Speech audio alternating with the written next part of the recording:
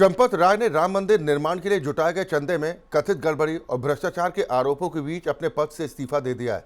लंबे समय तक संगठन और मंदिर आंदोलन के केंद्रीय रणनीतिकार रहे चंपत राय का यह कदम न केवल व्यक्तिगत स्तर पर बड़ा फैसला माना जा रहा है, बल्कि इससे पूरे मामले ने एक नया राजनीतिक और सामाजिक आयाम भी हासिल कर लिया है।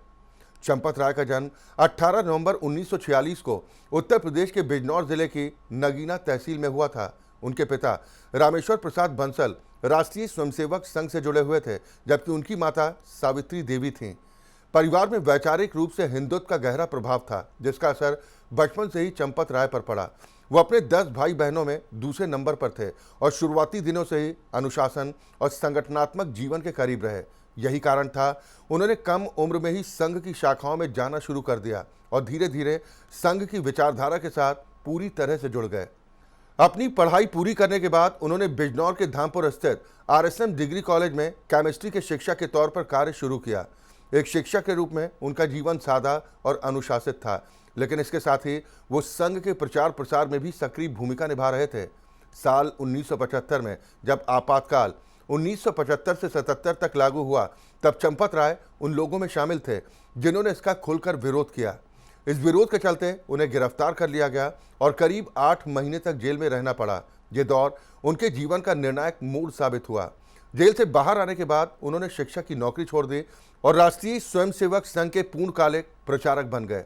संघ में प्रचारक के रूप में उन्होंने आगरा, देहरादून और हरिद्वार जैसे कई महत्वपूर्ण क्षेत्रों में संगठन के विस्तार का काम किया।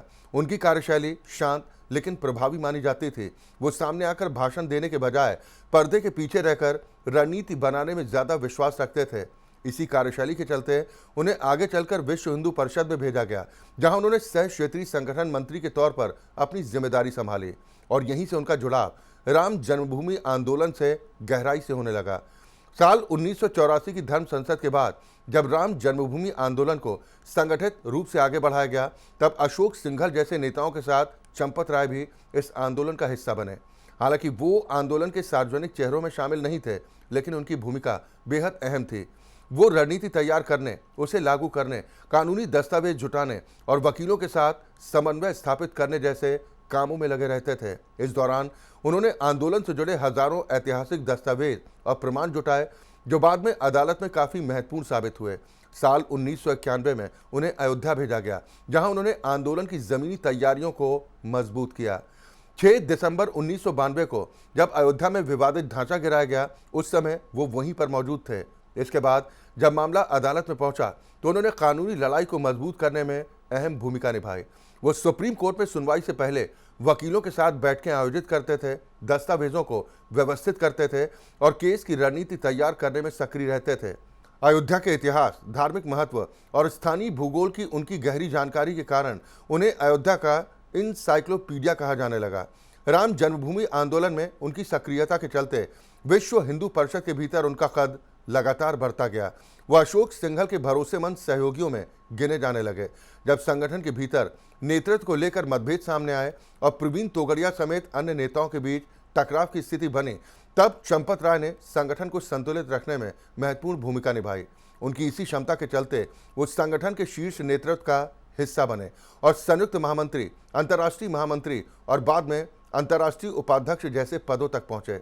नवंबर 2019 में सुप्रीम कोर्ट के ऐतिहासिक फैसले के बाद फरवरी 2020 में श्री राम जन्मभूमि तीर्थ क्षेत्र ट्रस्ट का गठन हुआ। इस ट्रस्ट के महासचिव के तौर पर चंपत राय को नियुक्त किया गया। ये उनके जीवन का एक नया चरण था, जहां वो आंदोलनकारी से प्रशासक की भूमिका में आ गए।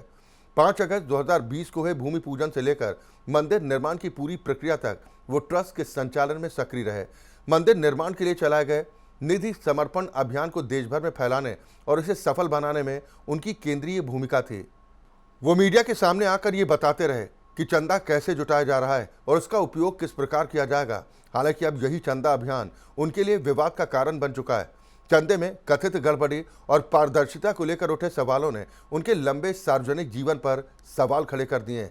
इन आरोपों के बीच उनका इस्तीफा ये दर्शाता है कि मामला केवल राजनीतिक बहस तक सीमित नहीं है, बल्कि इसकी गंभीरता ने संगठन और ट्रस्ट की विश्वसनीयता को भी प्रभावित किया है।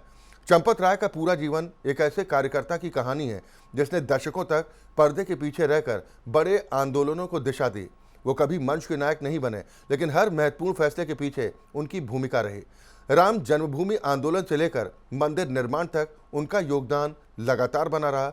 लेकिन अब उनके इस्तीफे के साथ ये सवाल उठ रहा है कि क्या उनका ये लंबा और प्रभावशाली सफर विवादों की छाया में अब धुंधला पड़ जाएगा, जब वो इन आरोपों से खुद को अलग साबित कर पाएंगे। आने वाले समय में जांच और तथ्यों के आधार पर ही ये तय होगा कि इन आरोपों में कितनी सच्चाई है। लेकिन फिलहाल इतना तय है कि चंपत राय का इस्तीफा केवल एक पद छोड़ने की घटना नहीं है, बल्कि ये उस पूरे आंदोलन और व्यवस्था के लिए एक महत्वपूर्ण मोड़ है, जिसका वो वर्षों तक अभिन्न हिस्सा रहे हैं।